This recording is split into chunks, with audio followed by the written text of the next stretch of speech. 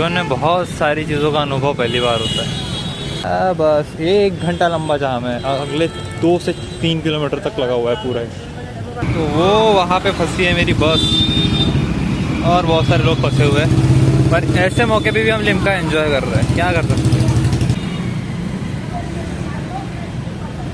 लगभग आधा घंटा हो चुका है, हमारी बस अभी भी जाम में फंसी है। गाड़ियाँ निकल तो रही है और मैं चलते चलते निकल रहा हूँ।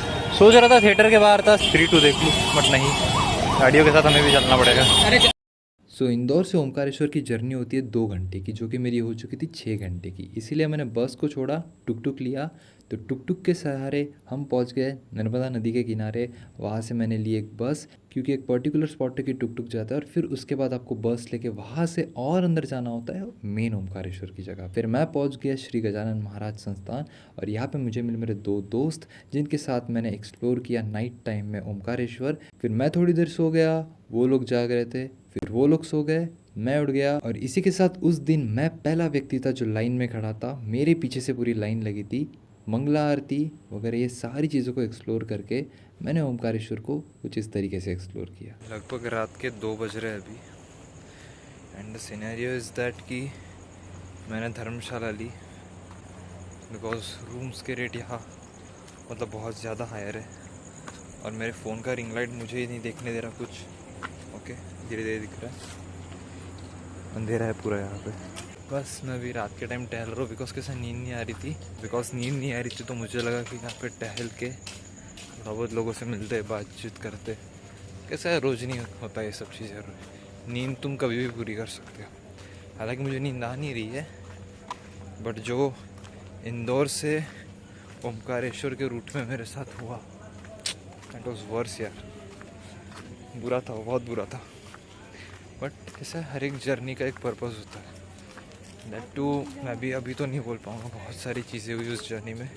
जब मैं इंदौर से निकला, फिर मोर तक आया, फिर वहाँ से सनावड़, एंड सनावड़ से फिर ओमकारेश्वर। तो बहुत लंबी जर्नी है। अभी मैं जिस जगह से गुजर रहा हूँ, this is the main market of Omkareshwar. If you want to see it's like this. और ये अब से 3 घंटे पहले इतना खचाखच भरा था और अभी सब गायब हो गए। यहाँ पे इंसान आपको गली चौराहे कहीं भी सोते हुए मिलेंगे। हाँ, somewhat like Kashi, because Kashi में भी वैसा कुछ है। एक चीज़ मैं आपको दिखाना चाहता हूँ और, तो ये पर्टिकुलर ब्रिज है जिसको भी क्रॉस करूँगा मैं। और सही बताऊँ तो नर्मदा नदी इतनी ह्यूज है भाई, इतनी ह्यूज है और बहुत ज़्यादा डीप है। इस रीजन में ऐसे देख के लगता है कि नहीं होगी, बट स्टिल यहाँ पे भी बहुत ज़्यादा डीप है। वो मंदिर का रीजन हो गया जो दिख रहा है आपको, हमें वहाँ पहुँचना है। मंदिर की दूरी लगभग 1 किलोमीटर है मेरे स्पॉट से। वो जो जगह है ना, वो डैम है और वो डैम के पास उधर कहीं तो भी एक धर्मशाला है। वो धर्मशाला से हम लोग आए, मतलब मैं आया हूँ। ये नीचे डीप नहीं है, बट भाई साहब ऐसा कहते हैं कि ये लगभग 700-800 फीट गहरा है, एंड दैट्स वेरी बैड। उस साइड पे घाट है, बट यहाँ पे ऐसा रूल है कि तुमको रात के 3 बजे के बाद ही नहाने मिल सकता है, क्योंकि तुम्हें घाट पे नहाना है। And we should respect that. मैं घाट के नज़दीक से गुजरा था तो मैंने बात की कुछ लोगों से, तब मुझे नॉलेज मिला।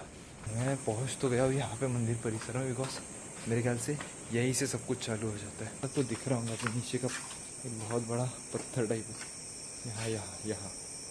बाकी तो फिर नदी है और वो और एक पुल है। यहाँ पे 2 ब्रिजेस है एक्चुअली। ये एक ब्रिज जो मैं अभी क्रॉस करके आया, जो अभी पीछे दिख रहा है आपको, और दूसरा वो ब्रिज है। अभी जो लाइन लगती है भक्तों की, वो कहाँ से लगती है मुझे ये पता करना है। Let's see. पता नहीं मैं ये वीडियो क्यों बना रहा हूँ, because I feel like I have lot to speak. और दूसरी चीज़ें, मैं अकेला हूँ यहाँ पे, तो अगर मैं फ़ोन के साथ इससे बकबक करते रहूँगा, so I will feel like I am talking to someone.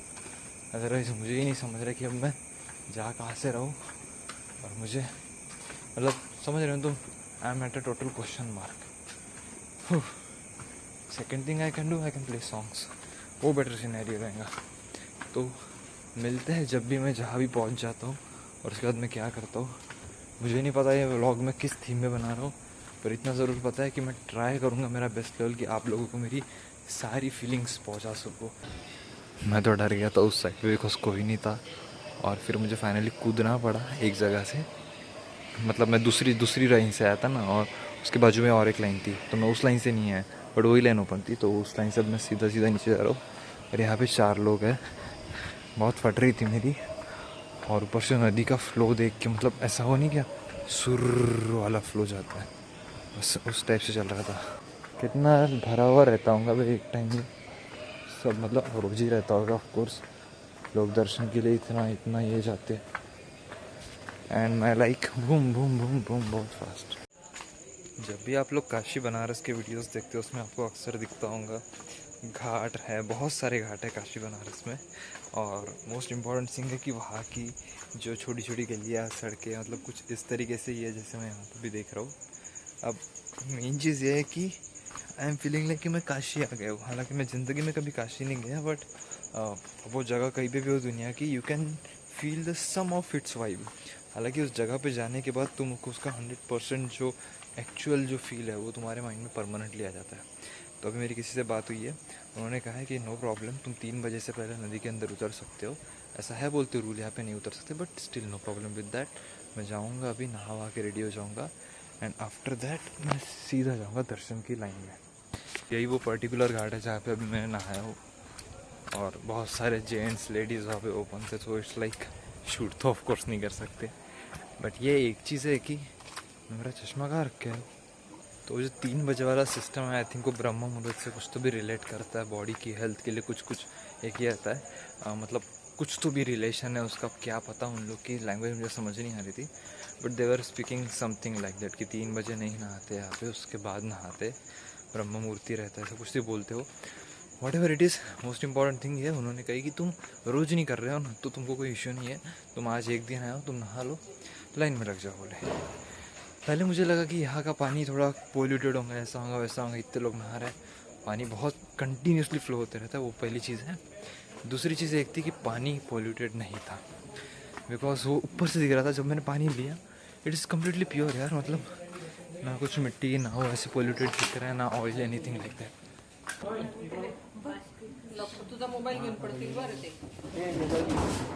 तो मैं बैठा था एग्जैक्टली उस जगह पे जहाँ से फर्स्ट लाइन चालू होती है, और मेरे सामने थे ये बहुत ही उदम मचाने वाले बंदर। तो अभी बेसिकली 2:30 हो चुके हैं, और ऐसे समझ जाओ कि लगभग 2 बजे से लाइन लगना चालू हो जाती है। एंड मैंने नहा धो के रेडी होके गया, और इट वाज लाइक वो एक पुणे की फैमिली है, और उनके साथ मैं, मतलब we are like first one there. अभी मैं सिंपली क्या करूँगा, यहाँ पे मैं चप्पल स्टैंड है जो कि 5 रुपये देना पड़ता है, बट ऑफकोर्स कोई है नहीं, तो मैं सिर्फ मेरा चप्पल वगैरह रख देता हूँ यहाँ पे। बैग भी रख सकता हूँ, बट आई होप वो मेरा थोड़ा सेफ सिनेरियो नहीं होगा, इसलिए मैं चप्पल रख के निकल जाता हूँ।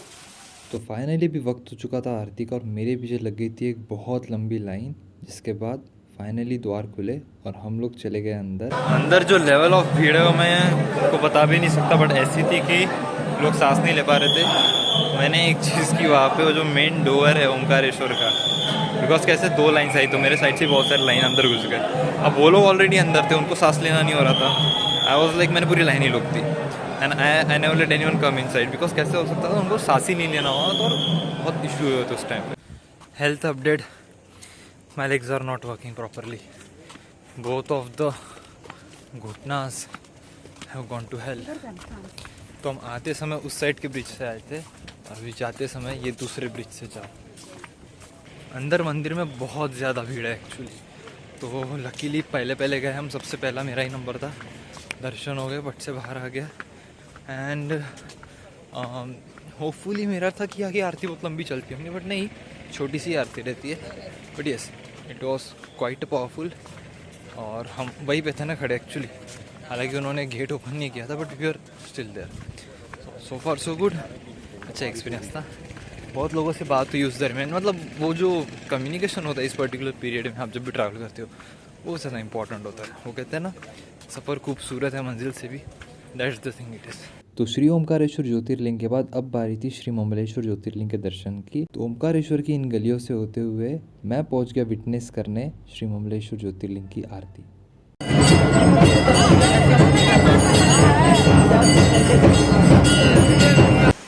ये पानी की आवाज़ सुन के ये मत समझना बारिश हो रही है, सरप्राइजिंगली उज्जैन, इंदौर, ओमकारेश्वर मेरा सब हो गया, मतलब सब हो ही गया है और बारिश नहीं हुई है। सो far so good. Early morning अभी 5 बज रहे हैं, तो ओमकारेश्वर, ममलेश्वर मैंने दोनों के दर्शन कर लिए। मैं एक चीज़ आपको बताना चाहता हूँ कि देखो, मूर्ति के पीछे का जो अस्तित्व होता है वो समझना हमारे लिए ज़्यादा इम्पोर्टेंट होता है, और वो जो चीज़ सिम्बोलाइज करती है वो समझ के अपने लाइफ में इम्प्लीमेंट करना और एक्सेप्टेंस लाना कि यार दिस इज़ द, ये अस्तित्व है, लाइफ ऐसी चलती है और हम अगर इस पथ पे चले तो हम क्या कर पाएंगे।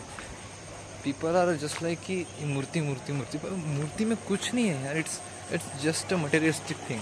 हाँ, उसके वाइब्रेशंस है, उसके पीछे साइंस है, आई नो दैट, बट कैसा है, उसके पीछे का अस्तित्व सबसे ज़्यादा इम्पोर्टेंट है।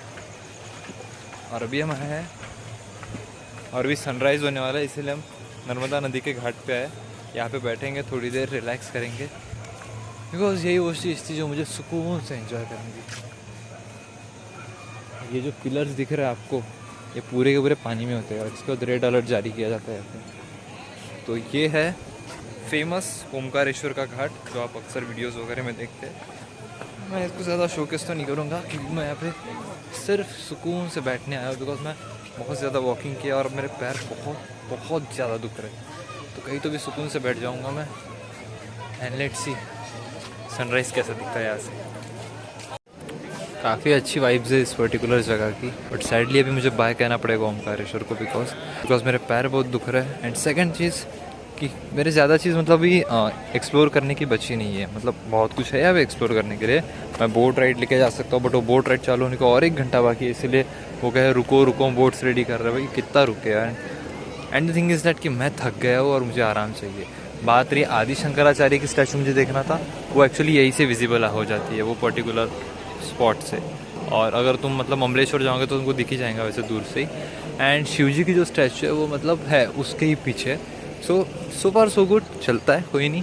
तो फिर कभी आऊँगा नहीं आऊँगा मुझे नहीं पता, इट्स ऑल अबाउट कि लक है क्या नहीं है। बट हाँ, मतलब मेरा हमेशा रहता है कि एक जगह जाओ तो फिर से मैं विज़िट नहीं करता उस जगह को। आई जनरली ट्राई कि नई जगह देखनी चाहिए। ओमकारेश्वर में अगर डायरेक्ट ट्रेन रहती है तो शायद मैं फ्यूचर में ट्राई करूँ यहाँ पे आने का। अगर नहीं रहती है तो भाई नहीं आ सकते फिर, बिकॉज यहाँ पे आना मुश्किल है और ऐसे जाना भी मुश्किल है। और जितना हौच पौच और भीड़ है इसके, उसी को ध्यान में रखते हुए मैं जल्दी निकल रहा हूँ, बिकॉज अगर मुझे कल के जैसे भी 6 घंटे लग गए जाने के लिए, so that will be A disaster. Omkareshwar एक बहुत नेचुरल जगह है, बट क्या हुआ मेरे साथ आते टाइम जो सिनेरियो हो वो तो बहुत ही अलग था। अब जाते टाइम मैं कितना शूट कर पाता हूँ मुझे नहीं पता, बट हाँ, क्वाइट अ नेचुरल प्लेस, बहुत अच्छी जगह है। अगर तुमको यहाँ पे सुकून से आने मिलता है अपनी प्राइवेट व्हीकल से, then so far so good.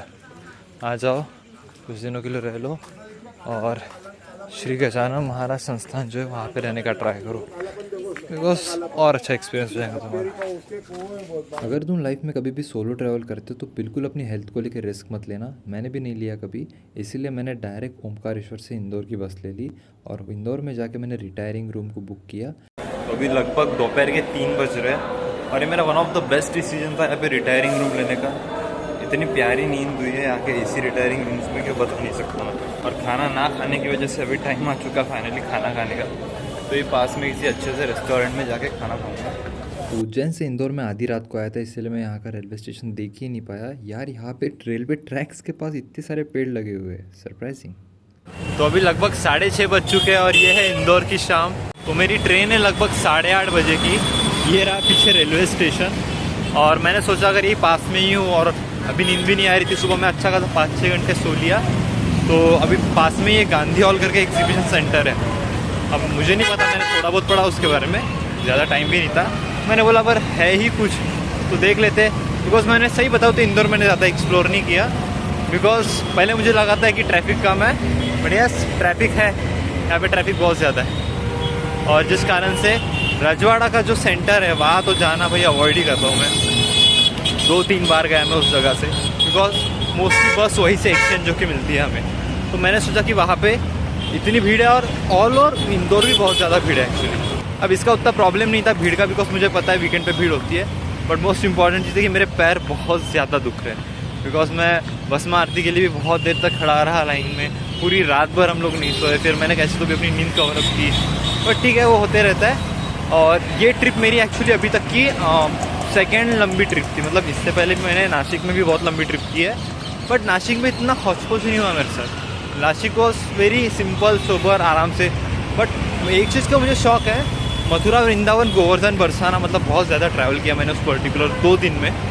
और 2 दिन में इतना ट्रैवल करने के बाद भी मेरी हालत अच्छी थी, even if it was like 45 degree Celsius. बहुत खूबसूरत जगह है यार लिटरली, मतलब फ़ोटोज़ में इतना प्यारा नहीं दिख रहा था, लाइक रियल में बहुत ही सुंदर दिखता है। और अच्छा मैं यहाँ पे आ गया।